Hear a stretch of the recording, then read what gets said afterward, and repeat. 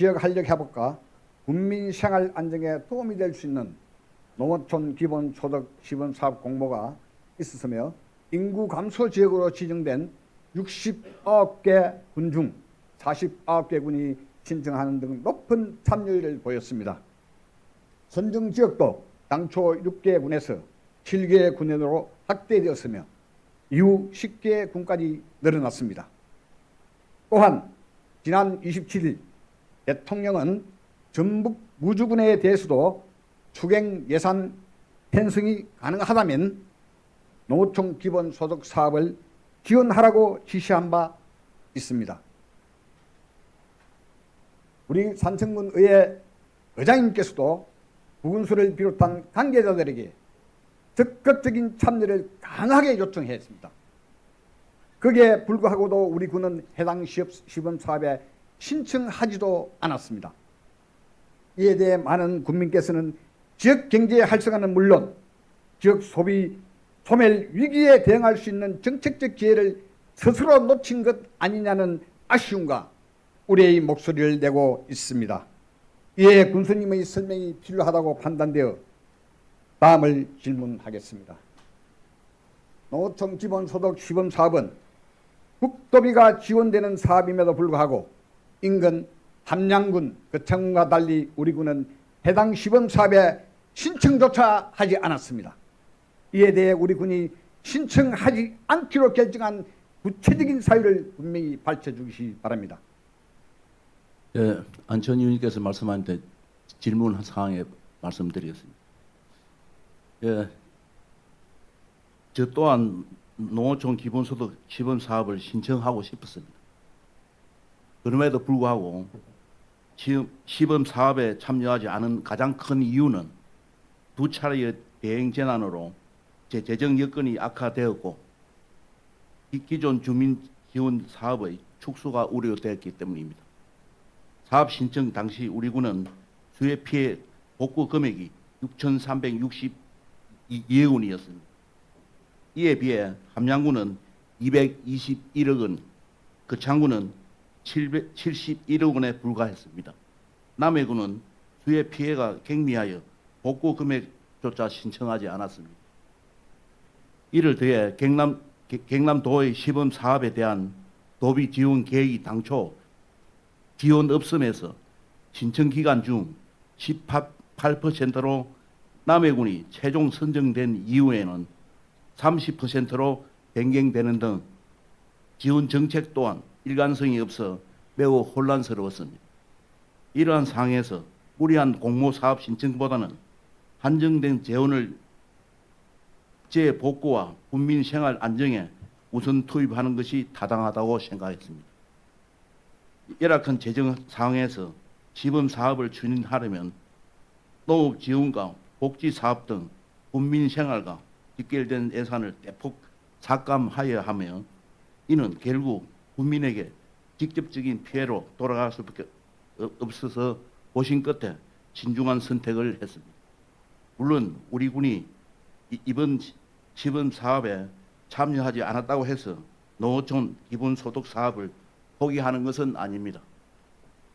타 지자체의 시범 사업 운영 과정에서 나타날 수 있는 주민 지원 예산 삭감, 위장 전입, 인근 지자체의 갈등 등의 문제점을 정책 효과를 철저히 분석하겠습니다.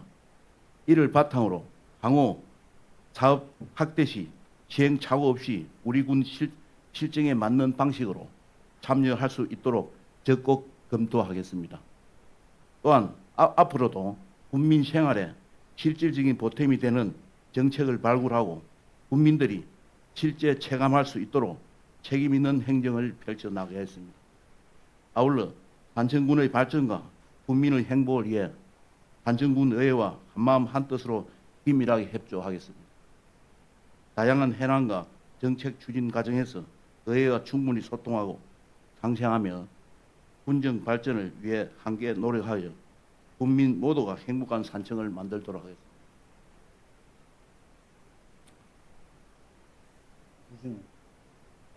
군수님, 예. 우리 전국의 인구 감소 지역이 69군데인데 예. 지금 49군데가 신청을 했습니다. 예.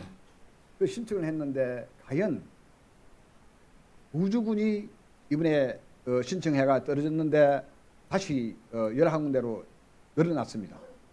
늘어났는데 우리가 신청을 안 했는데 과연 49군데는 줄 수는 있지만도 69군데 중에 20군데가 신청을 안 했어요. 그렇다면 과연 20군데 신청을 하면은 지금 추가로 신청하면 줄 수 있겠습니까? 안 그러면 49군데 신청했는 데를 먼저 우선적으로 주겠습니까? 지금 우리가 2년 후 되면 다 합니다. 그런데 우리는 실제 지금 우리가 이번에 수해가 나고 산불 나가지고 이렇게 어려운데 그럼 딴 데하고 우리하고 똑같습니까? 자, 예, 군수님 그러면은 자, 우리 산청문이 재난도 나고 화재도 나고 수해도 나고 인구 소멸 지역인데 자 그렇다면 이 삼박자가 고루 갖춰져 있는 상황에서 왜 신청을 안 했을까요? 과연 신청만 인근 한양이나 거창처럼 신청만 해도 우리 산청군은 그게 들어갈 수가 있는 그런 상황이 아주 요적절했는데 그걸 못했다 이 말이에요. 자 군수님 한번 생각 한번 해보이소. 그러면 우리 49군데 신청 핸들을 주겠습니까?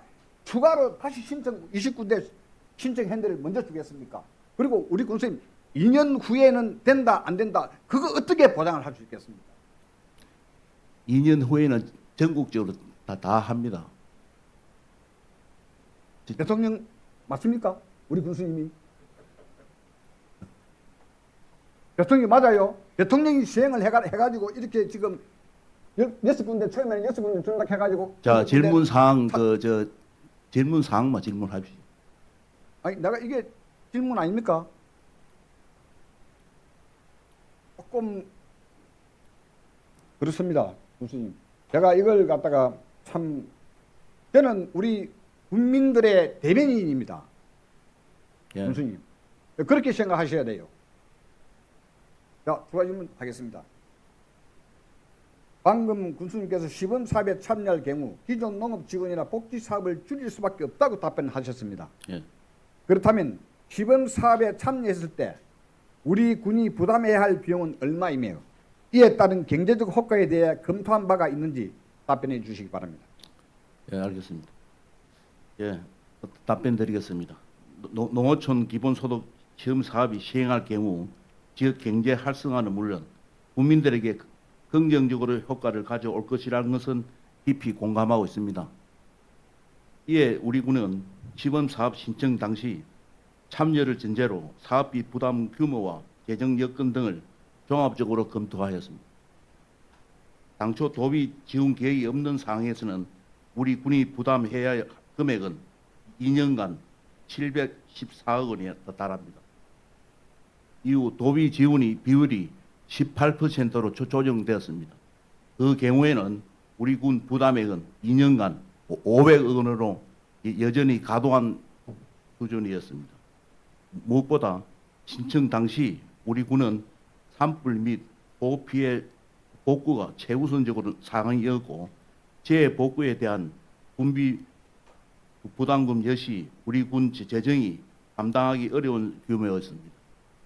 그 결과 올해 본 예산에는 상수도 공급 등 주민 생활과 직결되는 필수 사업을 제외하면 다목적 광장 조성 등 주민 수건 사업을 단 한 건도 편성하지 못했습니다. 농어촌 기본소득 사업의 효과를 극대화하기 위해서는 무엇보다 국비 지원의 확대가 중요하다고 생각합니다.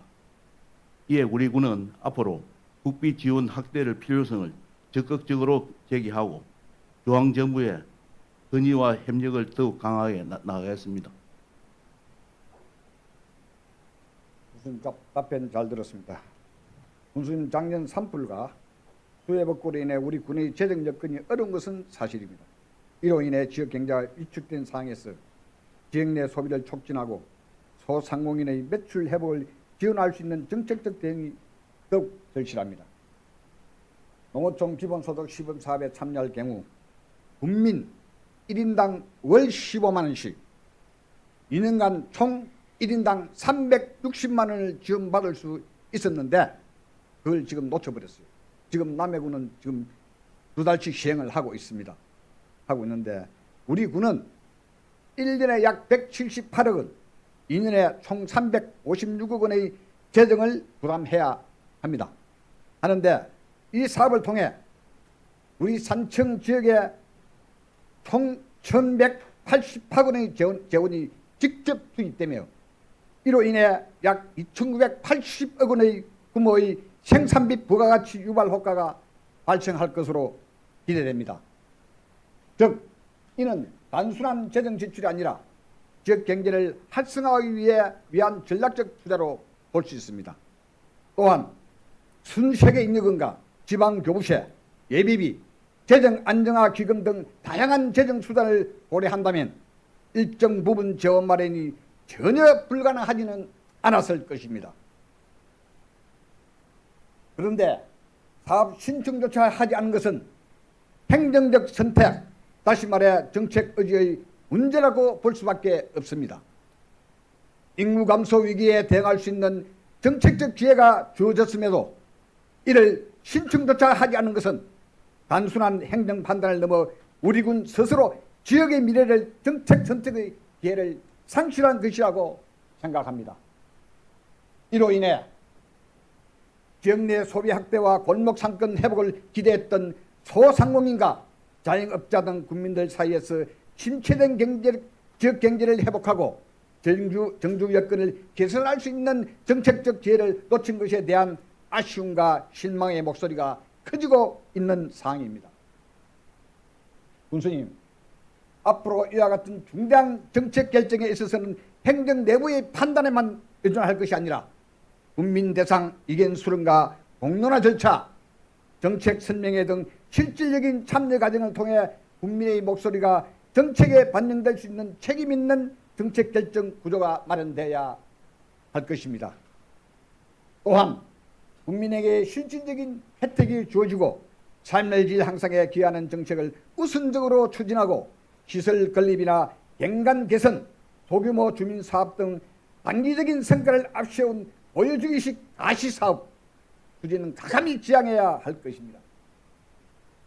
그리고 국민들의 의견을 적극 수렴하여 실질 소득 증대와 지역 내 소비 확대에 도움이 될 수 있는 정책을 보다 적극적으로 발굴 추진하고 정주 여건 개선과 생활 인구 확대를 위한 체감형 민생 정책을 선제적으로 시행함으로써 국민의 삶의 질 향상과 지역 경제 활성화에 실질적으로 기여할 수 있는 책임 있는 행정을 펼쳐 주실 것을 당부드립니다.